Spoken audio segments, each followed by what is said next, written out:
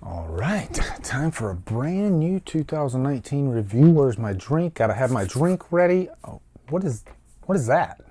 That's different. Interesting. Could it be like red Gatorade or something like that? I don't know. It says butterbeer on the side. Oh. Let's review Midsommar.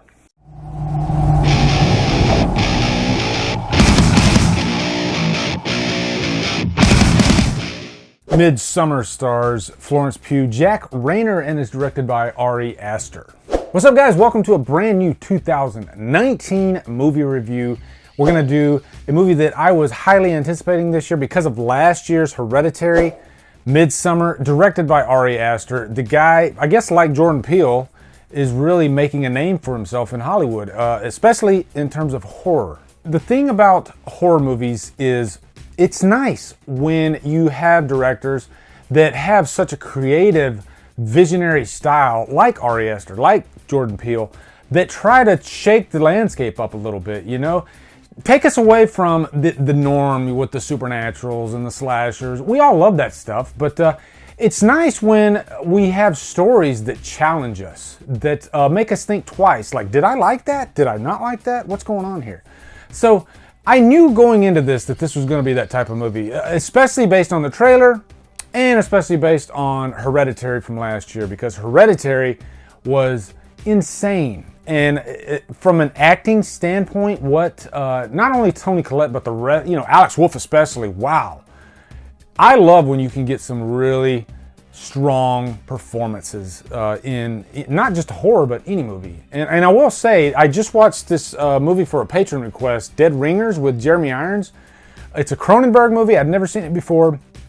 Another great example of great acting in a horror movie. But we're going to talk about Midsommar. Quick plot synopsis.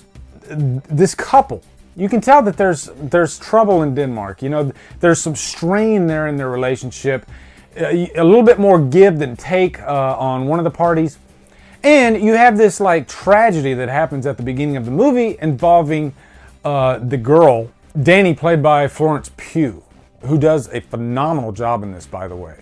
And just a sidestep, what Ari Aster asks of his actors and actresses and expects of them is way outside the norm as far as what normal actors do. Or I guess I'm not making any sense, but you know what I'm saying? Like, you know, in a freaking Friday the 13th movie, you're not going to get this type of acting, but this is the type of acting that just really pushes the boundaries. And, you know, if you look back at like what Alex Wolff went through in the last movie, how it almost like gave him PTSD, you could see that happening with this movie. But I digress. The boyfriend and his friends, they're going to this trip in Sweden. I like the dynamic between his friends too, actually, by the way. I don't know, they just have a really good chemistry with each other. And he doesn't really want to go with the girl. You know, he wants to have a trip with the guys. But eventually the girl ends up going with him.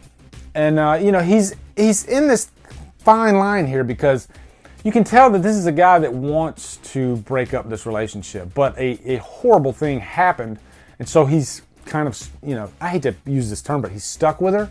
But once they get to Sweden, there's this 9-day festival that happens every 90 years. You heard that right, 90 freaking years. And there's a big reason for that. What I love about this movie is you never know where this thing's gonna go. I wish I didn't watch the trailer after watching this movie because the trailer does kind of give you those beats. And there's a few scenes in this movie where I was like, I wish I didn't see the trailer because I know how this situation right here is probably gonna go. But it was still really satisfying. And by the way, if you did watch the trailer, you're fine. There is a ton of stuff in this movie that will really freaking knock your socks off. Blow your balls off. Blow your hair back. Pick your phrase. But for me, the big thing when I go into an Ari Aster movie is the story. I want this story to be cohesive. I want it to make sense. And I want it to kind of freak me out. And it did all of those things and then some. This is a movie that's 2.5 hours long, but for me, it flew right by. Honestly, it did. There was not a dull moment in it because especially once they get to Sweden. They go on this like mushroom trip. And this is one of those, like drug trip types of films. And you usually don't see that in horror films. But it plays a major part in the plot of this movie, actually. And if it seems like I'm not giving you too much information, it's because I'm not. I want you to go into this movie knowing really much of nothing. But I'll say this group that gets together, a lot of this has to do with family. The beginning and the end of family. If you watched Hereditary, you know that Ari Aster, he's got a thing for like family horror. Hereditary capitalized on that aspect tenfold.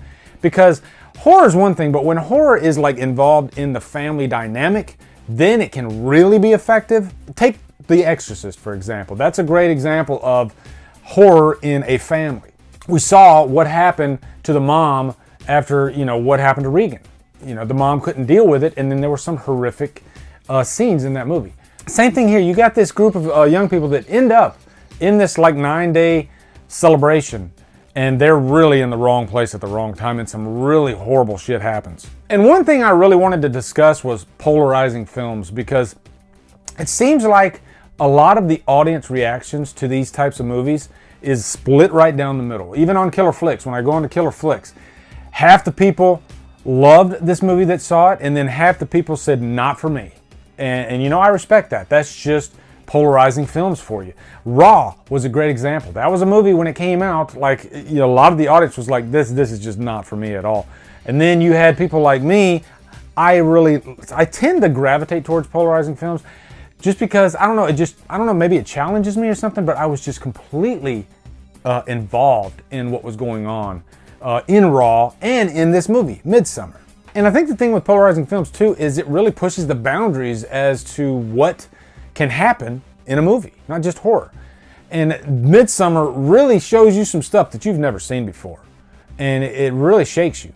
And in terms of violence, Ari Aster does not shy away. If you've seen Hereditary, you know what I'm talking about.